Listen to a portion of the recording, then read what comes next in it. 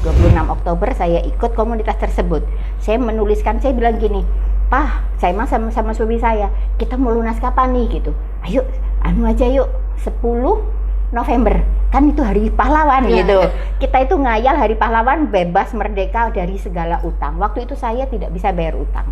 Waktu itu saya tidak tahu dapat uang dari mana gitu. Terus saya nulis 10 November utang saya lunas gitu. Ya sudah. Sorry, ini utangnya di bank atau di perorangan Di atau bank. di pinjol? Di bank. Di bank, Okay. Gitu ya. Terus ilmu saya bertambah untuk pinjol gitu. Saat itu saya sebagai pelaku pribadi utang ke lembaga keuangan resmi negara gitu ya. Habis itu 10 November.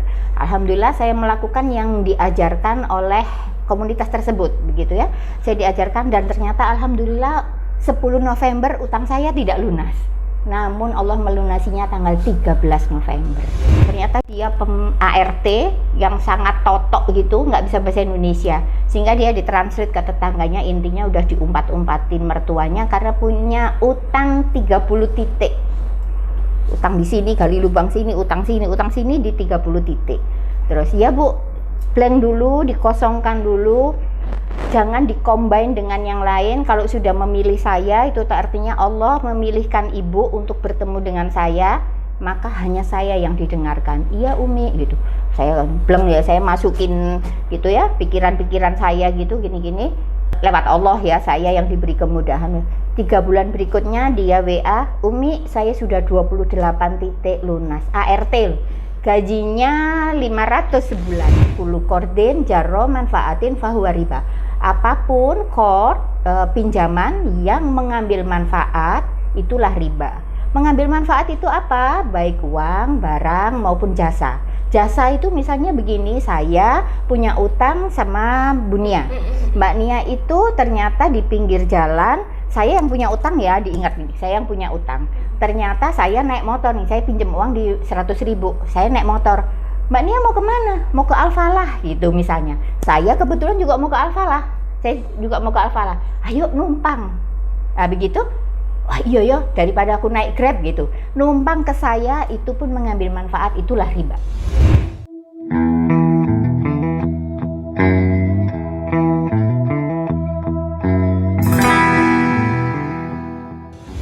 Tamu saya kali ini salah seorang ibu ya, tapi beliau ini saya rasa sangat luar biasa sekali, luar biasa banget pokoknya, karena tahu betul, tahu persis gimana sih kalau circle-nya emak-emak itu yang kayak seperti saya nih, biasa pinjem duit gitu ya. Ya saya harus ngomong jujur lah, ini real, faktanya begini. Dan nanti kita akan banyak sharing dengan si ibu yang sekarang sudah ada bersama saya. Langsung ya. Ibu Ina, assalamualaikum. Waalaikumsalam. Apa kabar, Bu? Alhamdulillah baik. Ibu kan sedikit sharing kan, Iya. yang terkait dengan pinjol Iya. ya Bu ya. Atau gini lah, mungkin bahasanya hutang piutang. Iya. Kayak saya nih Bu, Iya. pernah juga Iya. gitu pinjam. Iya. Tapi pinjamnya tuh nggak yang bener-bener yang lurus, Iya. yang bener-bener syariah Iya. gitu ya Bu ya.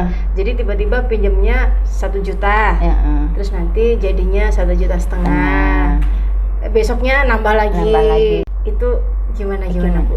Nah itu begini, yang namanya orang berhutang itu salah satu kebiasaan buruk berhutang itu adalah selalu bertambah, selalu bikin ketagihan, itu salah satunya. Sehingga orang per orang yang tadinya utangnya misal 1 juta, pasti besoknya tidak menjadi 500 tetapi tambah 1,5 juta. Itu sudah menjadi umum terjadi, satu. Terus yang nomor 2 itu sekarang lagi musim pinjol. Pinjol itu sebenarnya tidak pinjol saja yang menjepit ibu-ibu, adalah pinjaman online. pinjaman online Iya. itu adalah tidak saja menjepit itu, tetapi juga para pengusaha itu juga terjepit dengan masalah utang yang teramat besar yang harus mereka bayar melalui lembaga keuangan resmi. Jadi ada pinjol, ada yang begitu. Itu yang saya dikitari oleh beberapa orang yang bercurhat kepada saya, yaitu ya pinjol dan orang-orang yang berhutang riba di lembaga keuangan. Tapi Gitu. untuk kita mau pinjol ya Bu ya, pinjol itu kan aplikasi online yang memang sudah banyak beredar, Yes, gitu right. ya Bu. Terus kita mau nyetop juga nggak bisa. Cuman nanti kita harus pinter ini yang diawasin oleh OJK atau yang enggak. Itu beda ya Bu? Beda. Jadi begini, pinjol itu ada beberapa tipe, beberapa macam gitu. Yang satu itu legal, yang lain itu ilegal, terdaftar, tidak terdaftar, dan ilegal. Itu kita penyelesaiannya pun dari ketiganya itu juga berbeda. Jadi implikasinya atau cara kita menanggapi dari ketiganya itu juga berbeda. Sehingga kita harus melek informasi, kita harus belajar bagaimana menghadapi ketiganya itu, karena yang ketiga macam ini juga bukan tanpa solusi, bisa disolusikan dan sangat mudah sebenarnya. Tapi Bu Ina pernah nggak sih ikutan? Sorry. Tidak apa-apa. Ikutan untuk pinjam. Yang tadi Ibu bilang itu hukumnya riba. Iya, begini, riba itu adalah intinya sedikit saja apabila pinjaman pembayaran lebih besar daripada pinjaman. Itu saja. Loh, sebentar. Kalau pinjaman, pengembalian lebih besar daripada pinjaman. Nah kan memang kalau pinjam harus ada bunganya, tambahannya, dan itulah yang namanya riba, dan itulah yang menjepit itu di situ karena bunga akan berbunga-bunga. Bu, tapi bunga itu banyak istilahnya loh. Iya. Nggak harus saya bayar bunga gitu, enggak kan? Ada juga fee. Ada biaya admin. Yang namanya macam-macam. Jadi intinya bila di kalkulator begini pengembalian lebih besar daripada pinjaman, maka itulah riba. Dan saya adalah salah satu penganut riba. Sebentar, saya masih belum bisa ngerti. Yang saya tahu, kita pinjam uang, mengembalikannya juga harus ada bonusnya. Entah itu apalah istilah penyebutannya. Begini, Tapi kok itu dikategorikan riba? Tidak benar gitu maksudnya? Itu adalah akadnya court. Court itu dalam takrif syar'inya, secara hukum syar'inya adalah meminjamkan yang semisal, meminjamkan harta yang semisal untuk dikembalikan dengan yang semisal di waktu yang akan datang. Itu adalah takrif syar'i. Jadi kalau kita pinjam uang berupa rupiah, maka mengembalikannya pun juga harus berupa rupiah. Itu takrif syar'inya. Tidak bisa meminjam uang berupa rupiah yang dikurskan dolar agar dikembalikan di kemudian hari rupiah dalam bentuk kurs dolar. Itu tidak boleh, karena takrif syar'inya adalah yang semisal untuk dikembalikan yang semisal dalam waktu yang akan datang. Itu dulu adalah pengertian takrif syar'i qard atau pinjaman. Nah, sekarang pengertian riba itu bagaimana? Itu hadis Rasulullah yang ngendikan kullu qardin jarra manfaatin fahuwa riba. Apapun qard, pinjaman yang mengambil manfaat, itulah riba. Mengambil manfaat itu apa? Baik uang, barang maupun jasa. Jasa itu misalnya begini, saya punya utang sama Bu Nia. Mbak Nia itu ternyata di pinggir jalan, saya yang punya utang ya, diingat nih, saya yang punya utang. Ternyata saya naik motor nih, saya pinjam uang di 100.000, saya naik motor. Mbak Nia mau kemana? Mau ke Alfalah gitu misalnya. Saya kebetulan juga mau ke Alfalah. Ayo numpang. Nah begitu, iya daripada aku naik Grab gitu. Numpang ke saya itu pun mengambil manfaat, itulah riba. Kalau guru kordin jarroh manfaatin fahuwa riba. Itu baru jasa. Kalau berupa barang, saya utang Mbak Nia 100.000 atau 1 juta. Sebagai bentuk terima kasih, saya datang bayarnya utang, saya bawain kue. Itu pun riba. Sebentar Bu, jadi maksudnya pinjam uang atau pinjam tidak berupa uang, misalnya benda, barang, pengembaliannya sama gitu? Yes, right. Karena nggak boleh ada lebihan? Tidak boleh ada lebihan. Jadi takrif syar'i itu bank gimana? Perbankan? Itu terjadi khilafiyah yang menurut pendapat saya adalah tetap tidak diperbolehkan. Tetapi ada yang membolehkan dengan melalui dalil. Namun kita harus mencari jawaban itu yang tarjih, yang kuat. Bahwa menurut saya yang kuat adalah itu adalah termasuk riba. Sedangkan perintahnya Al-Quran adalah kita hanya boleh membayarkan pokoknya saja dan itu ada ilmunya. Kalau begitu perbankan, apapun itu ya Bu ya, lembaga keuangan gitu. Kan dia ada staff, pegawai apa segala macam itu. Dapatnya kan duit dari mana dong? Butuh biaya gitu. Itu bagaimana solusinya kalau sedangkan di perbankan dikategorikan itu hasilnya adalah riba? Jadi bayar admin itu diperbolehkan. Jadi logika simpelnya itu begini, saya nitip sepatu ke rumah Mbak Nia.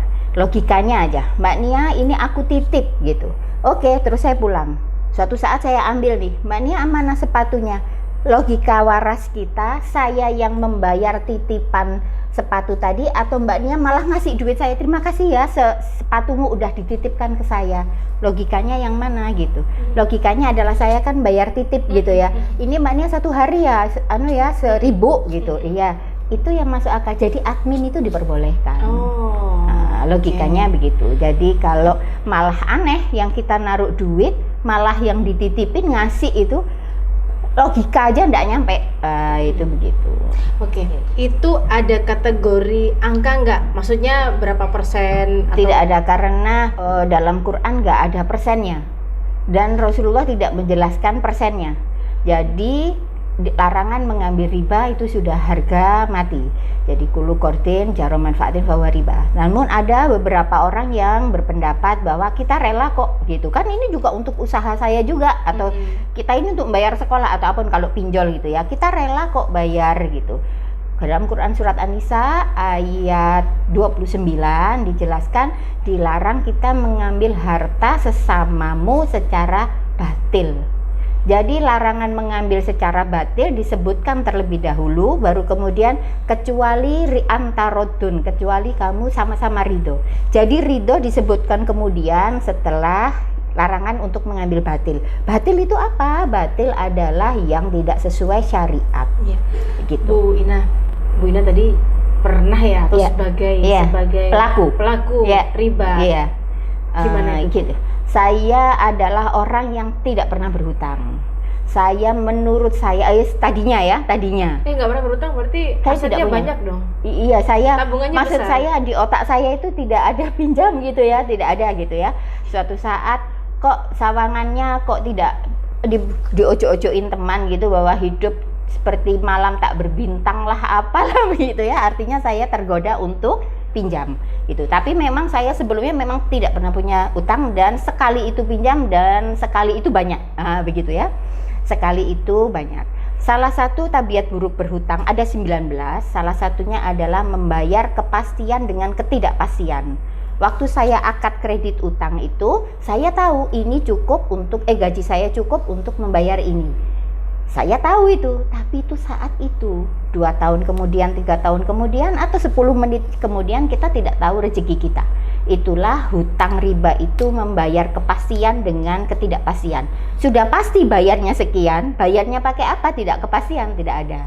Waktu itu saya, kecil lah kalau segini cicilannya begitu ya. Ternyata saya sudah tanda tangan dan saya menikmati uangnya dan saya kejepit gitu ya. Artinya setelah 2 tahun setelah itu rezeki suami saya tidak selancar saat saya tanda tangan akad itu. Pada waktu awal pinjamnya. Yes, right. Itu. Ya, kan saya menghitung itu cukup gitu. Hitungan saya kan saat itu gitu. Jadi bukan sekian tahun berikutnya. Setelah itu saya ikut, Allah menunjukkan kepada saya untuk ikut suatu komunitas gitu. Ikut suatu komunitas, di situ pertama kali yang digerakkan adalah saya harus berhijrah. Berhijrah itu saya implikasikan namanya seperti minum jamu gitu ya. Saya melakukan yang mereka lakukan, tapi tidak sulit. Waktu itu saya begini, Ibu di sini itu banyak orang, Ibu niatnya hijrah ya, coba tulis Ibu kepengen lunas hutang kapan gitu. Saya ingat waktu itu saya ikut di akhir Agustus. Ini agak cerita panjang dikit ya. Saya ikut akhir September. Salah. Saya ikut tahun berapa, Bu? 2018. Saya ikut sebelum tanggal pandemi Covid ya. 26 Oktober. 26 Oktober saya ikut komunitas tersebut. Saya menuliskan, saya bilang gini, Pak, saya sama suami saya, kita mau lunas kapan nih gitu. Ayo, aja yuk, 10 November, kan itu hari pahlawan gitu. Kita itu ngayal hari pahlawan, bebas merdeka dari segala utang. Waktu itu saya tidak bisa bayar utang. Waktu itu saya tidak tahu dapat uang dari mana gitu. Terus saya nulis 10 November utang saya lunas gitu. Ya sudah. Sorry, ini utangnya di bank atau di perorangan atau di pinjol? Di bank. Di bank gitu ya. Terus ilmu saya bertambah untuk pinjol gitu. Saat itu saya sebagai pelaku pribadi utang ke lembaga keuangan resmi negara gitu ya. Habis itu 10 November. Alhamdulillah saya melakukan yang diajarkan oleh komunitas tersebut begitu ya. Saya diajarkan dan ternyata alhamdulillah 10 November utang saya tidak lunas. Namun Allah melunasinya tanggal 13 November, yaitu 20 hari tepat setelah saya menuliskan Bismillahirrahmanirrahim, ya Allah saya berhijrah, saya memohon kepadamu untuk melunaskan hutang saya sebesar sekian pada tanggal sekian. Saya sampai merinding kalau ingat itu. Seharusnya saya tadi harusnya bawa ya, itu si itunya saya itu. Ya, sorry itu kalau boleh tahu angkanya berapa Bu? Ratusan juta. Ratusan. Menurut saya itu karena saya sebagai pemula utang gitu ya, ratusan juta itu lumayan banyak gitu ya. Jadi berbeda dengan orang yang banyak pengusaha besar atau apa begitu ya. Utang saya itu untuk seneng-seneng aja loh, itu untuk konsumtif. Jadi saya bukan untuk usaha atau apa gitu. Saya iseng utang karena kepingin aja gitu. Penghasilan per bulan waktu itu Bu Ina berapa? 2 digit lebih ya, suami saya kan pimpinan bank. Ya. 2 digit lebih, dimana cicilannya kalau 4 juta itu saya kecil lah gitu ya, 3.900.000 kalau waktu itu cicilannya. Itu saya sangat tidak berat saat itu. 2 tahun setelahnya sangat berat gitu karena perekonomian macam-macam lah begitu. Suami saya kan kerja di bank konvensional. Waktu itu gajinya 2 digit gitu ya. Terus suami saya hijrah mendadak, dia harus keluar dari bank konven. Di situ saya tidak punya pendapatan, di situ saya tidak bisa bayar utang. Itu kan awalnya Bu Ina bilang, alah angka segitu bisa iya, kecil. sebelum hijrah suami saya di bank konven itu, saya bisa lah bayar segitu, 439 itu menurut saya. Justru malah sebaliknya nggak bisa bayar. Iya, di 2 tahun berikutnya suami saya gini, Mam, aku bulan depan mau keluar. Loh keluar gimana? Ya saya mau nggak kerja di sini karena ini penghasilan haram. Terus dia bilang, kita mau kerja apa? Saya bilang gitu. Ya aku ini harus, maaf dengan suara tinggi ya, aku ini harus keluar biar jadi sopir ojek ya tak lakoni gitu. Saya yang terbiasa jadi istri pincap ya, saya bilang aku mau jadi bojone sopir ojek, saya bilang gitu. Aku nggak mau keluar, nggak bisa.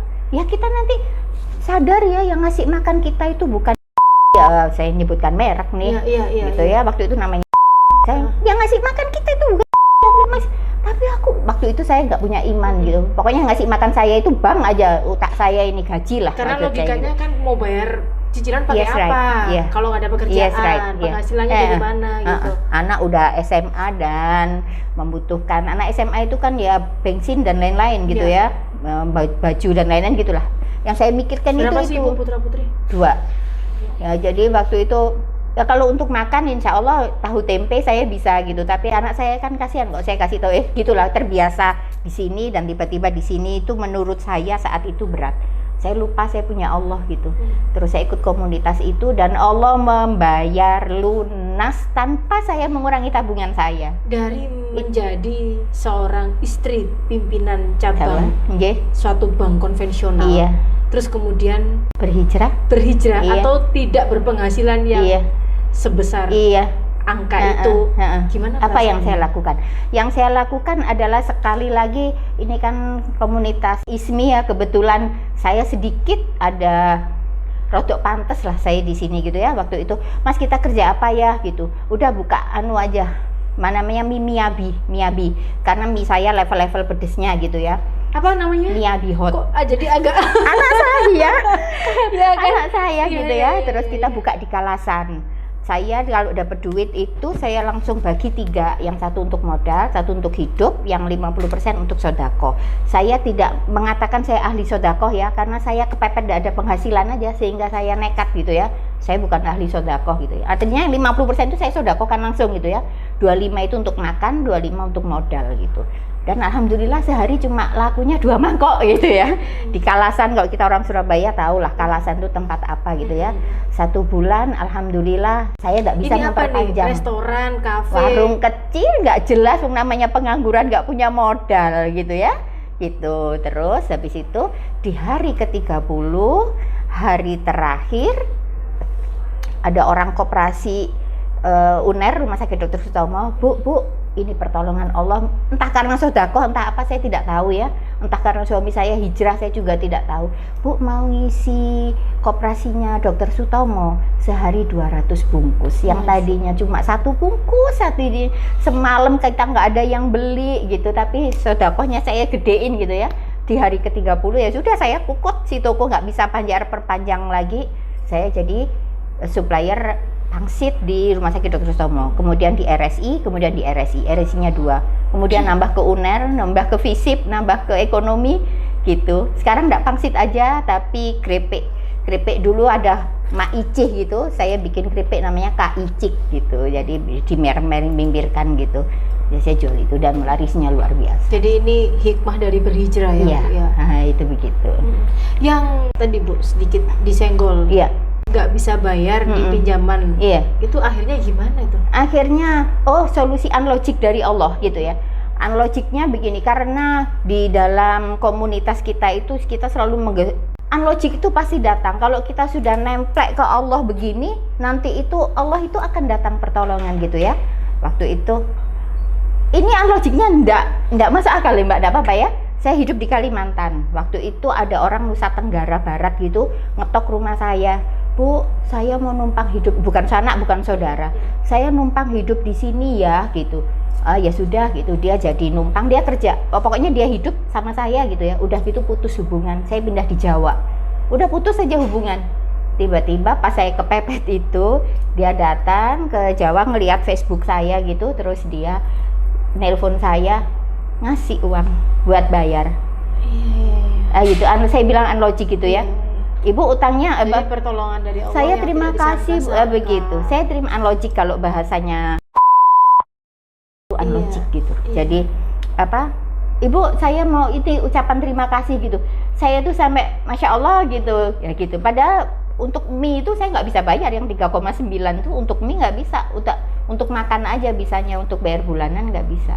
Apa nih kira-kira yang pengen Bu Ina sampaikan untuk kawan-kawan semua yang yes, right. yang berkaitan dengan yang sekarang masih terjerat pinjaman-pinjaman? Iya begitu, begini. Riba ya Bu ya? Oh iya. Pinjaman-pinjaman riba ya? Iya, pinjaman riba. Jadi begini, orang itu menelitinya atau diagnosa, saya kalau mendiagnosa, saya ini dokter riba gitu ya. Dokter riba itu satu, saya yang tanyain bisnismu gimana, ini sebelum orang riba ya, bisnismu gimana, nanti dia jawab, oh bisnisku apik kok, bisnisku bagus, tapi utangku juga lebih tinggi, jadi bisnisnya naik 50%, utangnya juga naik 50% gitu.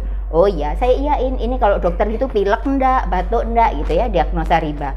Yang nomor 2, bisnismu gimana, bisnisku bagus, tapi rumah tanggaku suamiku marah-marah, atau aku yang emosi, atau apa begitu ya. Ada aja masalah, misal pegawaiku tiba-tiba mogok, LPG ku jebros gitu ya. Pokoknya ada aja masalah gitu ya. Bisnis naik, masalah tambah naik. Atau yang nomor 3, bisnisnya naik tapi ibadahnya kurang, makin jauh sama Allah. Atau bisnisnya naik, wah berapa bisnisku, iya ta, maaf mbak, aku traktiran, nggak punya duit aku. Ini loh piutangku nanggone Bunia itu 100 juta. Piutang jeng dudukno piutang, tapi dia nggak pegang cash, padahal bisnisnya lagi naik. Jadi bisnisnya sukses tinggi, tapi utangnya juga banyak. Yes, right. Itu yang indikasi diagnosa pertama. Banyak yang kayak gitu Bu. Ini pelaku riba. Kalau ini diambil ribanya, maka keberkahan datang dan unlogic datang. Dan banyak yang kayak begini. Semuanya. Jadi kalau orang terlibat riba, sudahlah pasti dia mengalami 4 ini. Kalau enggak bisnisnya naik, utangnya naik, atau bisnisnya naik tapi emosian atau rumah tangga tidak harmonis, bisnisnya naik jauh dari Allah, bisnisnya naik enggak punya cash. Salah satu atau salah 4 itu sudah PASTI adalah pelaku riba. Ribanya diselesaikan, maka keberkahan yang datang.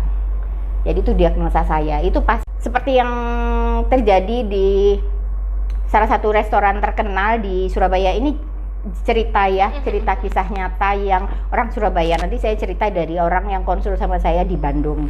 Yang di Surabaya ini pemilik restoran terkenal, insya Allah semua orang Surabaya sudah tahu restoran tersebut gitu. Tapi saya tidak menyebutkan.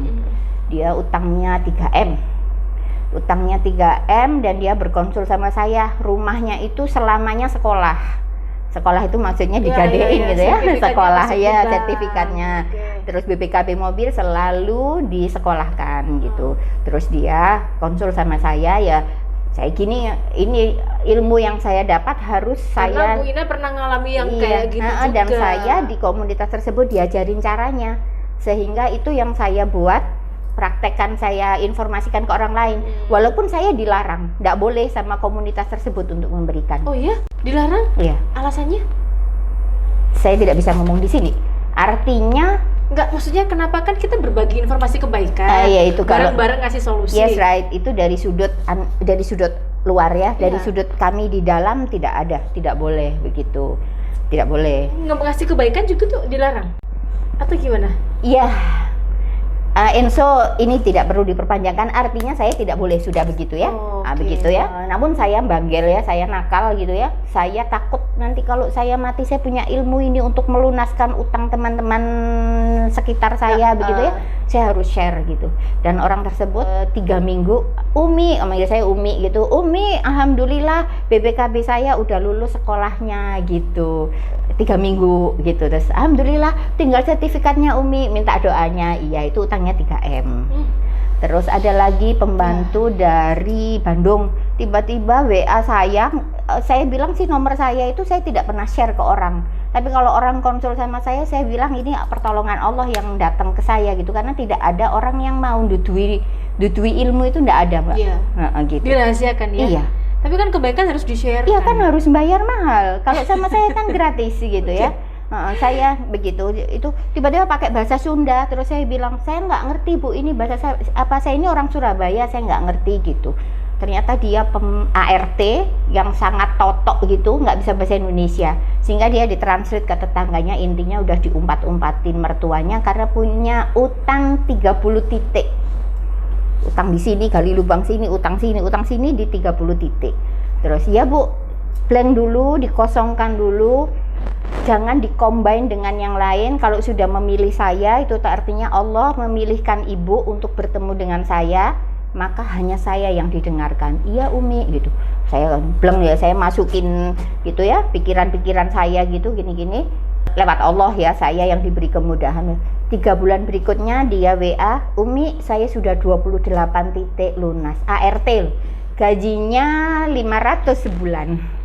Bisa melunasi 28 titik, unlogic saya bilang gitu. Tinggal 2 titik Umi dan hanya 1,5 juta. Tinggal beras, saya tanya berapa 2 titik itu? 1,5 Umi, berat, 1,5 lo berat.